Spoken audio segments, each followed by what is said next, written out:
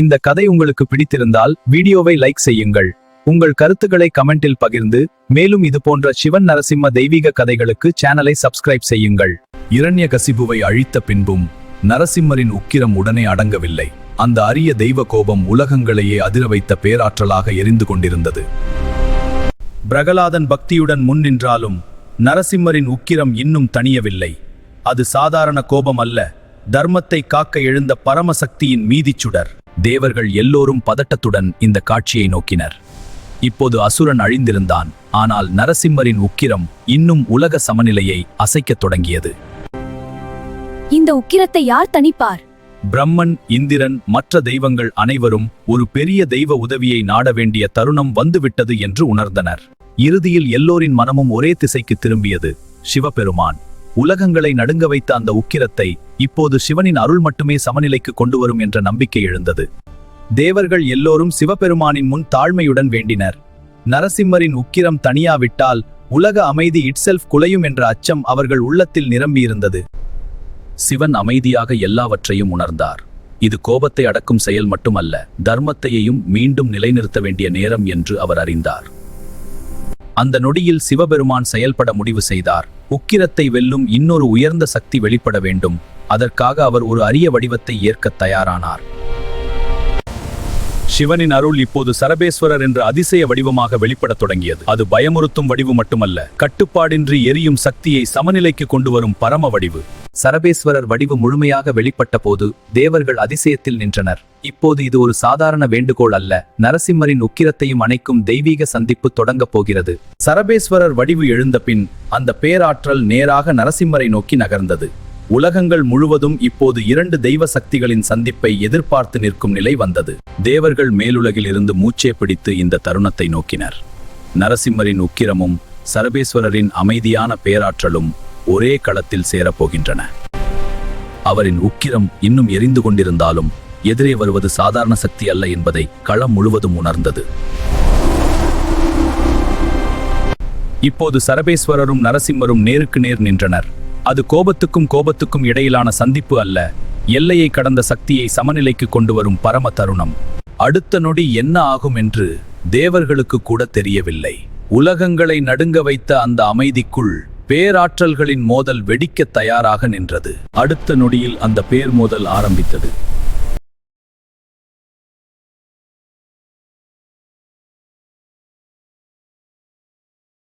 நரசிம்மரின் உக்கிரம் இன்னும் முழுமையாக தணியவில்லை. அந்த ஆற்றல் வெறும் கோபம் அல்ல, தர்மத்தை காத்த பிறகும் எரிந்து கொண்டிருந்த பரம உச்ச சக்தி. சரபேஸ்வரர் பின்வாங்கவில்லை. அவர் எதிர்த்தது நரசிம்மரை அல்ல, அந்த தனியாத உக்கிரத்தை. அமைதிக்காக எழுந்த சக்தி இப்போது எரியும் சக்தியை மெதுவாக கட்டுப்படுத்த ஆரம்பித்தது. மேலுலகில் இருந்த தேவர்களும் முனிவர்களும் இந்த காட்சியை அதிர்ச்சியுடன் நோக்கினர். இப்படி ஒரு தெய்வ மோதல் அரிது. உலகங்களின் சமநிலை எந்த திசைக்கு நகரும் என்று யாராலும் கணிக்க முடியவில்லை. அந்த மோதலின் அதிர்வு வெறும் ஒரு களத்தில் மட்டும் நின்றதில்லை. தேவர்கள், முனிவர்கள், உலகங்கள் அனைத்தும் இந்த பேராற்றல்களின் அதிர்வை உள்ளுக்குள் உணர்ந்தன. மோதல் நீழ்ந்தபோது சரபேஸ்வரரின் கட்டுப்பட்ட பேராற்றல் மேலோங்கத் தொடங்கியது.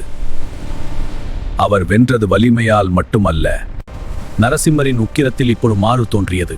அந்த தீ இன்னும் அணையவில்லை, ஆனால் அதை தாங்க முடியாத பேரழுத்தம் மெதுவாக அமைதிக்கு திரும்பத் தொடங்கியது. தேவர்களின் உள்ளத்தில் முதல் முறையாக நம்பிக்கை எழுந்தது. இப்போது இந்த மோதல் அழிவை நோக்கி அல்ல, அமைதியை நோக்கி நகர்கிறது என்று அவர்கள் உணர்ந்தனர். சரபேஸ்வரர் இப்போது களத்தை வெறும் ஆற்றலால் ஆளவில்லை. அவரின் இருப்பே தணியாத சக்தியை தர்மம் மீண்டும் தாங்கும் நிலைக்கு கொண்டு வந்தது. இந்த மோதலின் உண்மை அர்த்தம் இப்போது வெளிப்படத் தொடங்கியது. ஒரு தெய்வ வடிவு மற்ற ஒன்றை அழிக்க வரவில்லை, அளவை மீறிய உச்ச சக்தியை மீண்டும் சமநிலைக்கு அழைத்து வர வந்தது. நரசிம்மரின் உக்கிரம் இப்போது தெளிவாக தணியத் தொடங்கியது. பிரளய அலை போல எழுந்த அந்த பேராற்றல் சரபேஸ்வரரின் சமநிலையில் மெதுவாக அமைதிக்குள் இறங்க ஆரம்பித்தது. சரபேஸ்வரரின் பணி இப்போது நிறைவை நோக்கி நகர்ந்தது. அவர் வந்ததன் காரணம் போரில் வெற்றி பெறுவது அல்ல, உலகம் தாங்கும் நிலைக்கு சக்தியை திரும்ப கொண்டு வருவதுதான். மேலுலகில் இருந்த தேவர்களும் முனிவர்களும் நிம்மதியுடன் கைகளை கூப்பினர். நெடுநேரம் அச்சத்தில் இருந்த அவர்கள் இப்போது உலகங்களுக்கு மீண்டும் அமைதி திரும்பப் போகிறது என்று உணர்ந்தனர். நரசிம்மரின் உச்ச கோபம் இப்போது தர்மத்தின் ஒளிக்குள் மீண்டும் நிலை பெற்றது. சரபேஸ்வரரின் முன்னிலையில் உக்கிரம் அழிவாக இல்லை, பாதுகாப்பின் நிறைவாக மாறியது.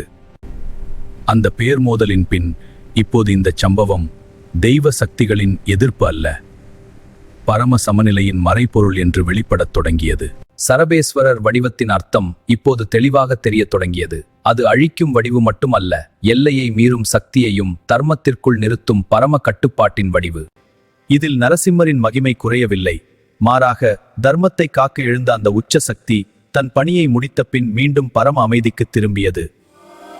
இந்த காட்சி ஒரு தெய்வம் மற்றொன்றுக்கு எதிராக நின்றது என்ற பொருளில் அல்ல, புராணத்தின் ஆழத்தில் இரு வடிவங்களும் ஒரே பரம உண்மையின் வெவ்வேறு பணிகளை நிறைவேற்றும் தெய்வ வெளிப்பாடுகள்.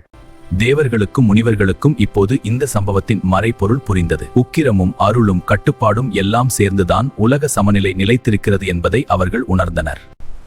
இப்போது சரபேஸ்வரர் வடிவத்தின் பணி கிட்டத்தட்ட நிறைவடைந்தது. உலகங்களை அதிர வைத்த உக்கிரம் தணிந்த பின் மீண்டும் அமைதியே தன் உரிய இடத்தை எடுக்கத் தொடங்கியது.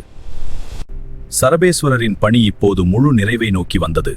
அவர் கொண்டு வந்த கட்டுப்பாடும் சமநிலையும் அந்த பேராற்றல் களத்தில் தெளிவாக நிலை பெற்றிருந்தது. உலகங்களுக்கு தேவைப்பட்ட அமைதி திரும்பியதும் சரபேஸ்வரர் வடிவு மெதுவாக பின்வாங்கத் தொடங்கியது. அது வெற்றியின் பின்வாங்கல் அல்ல. நரசிம்மர் இப்போது முழுமையான அமைதிக்கு திரும்பினார். அவரின் உக்கிரம் அழிந்துவிடவில்லை, அது தன் பணியை முடித்த பின் மீண்டும் பரம தயையாய் நிலை பெற்றது. தேவர்களும் முனிவர்களும் இப்போது அச்சமின்றி வணங்கினர். அவர்களின் மனத்தில் நிம்மதி திரும்பியது. உலகங்களை அதிர வைத்த நிலை முடிவுக்கு வந்துவிட்டது. தர்மம், அருள், கட்டுப்பாடு இம்மூன்றும் இணைந்தால்தான் பிரபஞ்ச ஒழுங்கு நிலைத்திருக்கும் என்பதை இந்த தருணம் நினைவூட்டியது. உலகங்கள் அமைதியடைந்த பின் பிரகலாதன் மீண்டும் நரசிம்மரின் முன் வந்தான். இப்போது அவன் கண்டது உக்கிரத்தை அல்ல, தன் பக்தனை காக்க வந்த கருணையின் பரம வடிவத்தை. நரசிம்மர் பிரகலாதனை அருளால் நோக்கினார். அந்த தருணத்தில் பக்தனின் நம்பிக்கையும் இறைவனின் பாதுகாப்பும் மீண்டும் ஒன்றாக ஒளிர்ந்தது. தேவர்களும் முனிவர்களும் இந்த நிகழ்வை மகிமையுடன் போற்றினர். அவர்கள் கண்டது ஒரு மோதல் மட்டுமல்ல, தெய்வ சக்திகள் உலக நலனுக்காக செயல்படும் மறைநிலையின் வெளிப்பாடு. சரபேஸ்வரர் சம்பவத்தின் ஆன்மீக அர்த்தம் இங்கே இன்னும் ஆழமாகிறது. சிவனும் நரசிம்மரும் எதிரானவர்கள் அல்ல, பரம உண்மையின் வேறு வேறு தெய்வப் பணிகள் என்ற உண்மை இதில் ஒளிந்திருக்கிறது. இந்த கதை சொல்லுவது உச்ச சக்திக்கும் உச்ச சமநிலைக்கும் இடையிலான உறவத்தான். அருள், உக்கிரம், கட்டுப்பாடு இவை அனைத்தும் ஒன்றாக சேர்ந்துதான் தர்மம் முழுமை பெறுகிறது. நரசிம்மரின் லீலை இப்போது முழு அமைதிக்குள் நிறைவடைந்தது. தர்மத்தை காக்க எழுந்த அந்த உக்கிரம் தன் பணியை முடித்த பின் அருளின் ஒளியாகவே நிலைத்தது. சரபேஸ்வரர் வடிவம் தன் பணியை நிறைவேற்றி மறைந்தது. அந்த வடிவு உலகுக்கு நினைவூட்டியது, அளவை மீறும் சக்திக்கும் மேலாக தெய்வ சமநிலை எப்போதும் நிற்கும் என்பதை. தேவர்கள், முனிவர்கள், பிரகலாதன் அனைவரும் ஒரே மனதுடன் வணங்கினர். அவர்களின் உள்ளத்தில் இப்போது பயமில்லை, இந்த தெய்வ நிகழ்வின் மகிமையை உணர்ந்த பக்தி மட்டுமே இருந்தது. இந்த சம்பவத்தின் நிலையான பொருள் இதுவே, காக்கும் சக்தியும் கட்டுப்படுத்தும் சக்தியும் அருளால் ஒன்றாகவே செயல்படுகின்றன. அதனால் சரபேஸ்வர சம்பவம் ஒரு புராண துணுக்கல்ல, தெய்வ சமநிலையின் பெரிய நினைவு சின்னம். இவ்வாறே சிவன் நரசிம்ம தொடர்பாக பேசப்படும் சரபேஸ்வரர் சம்பவம் தெய்வ வடிவங்களின் மோதலாக அல்ல, பரம தர்மத்தின் சமநிலையாகவே புரிந்து கொள்ளப்பட வேண்டும்.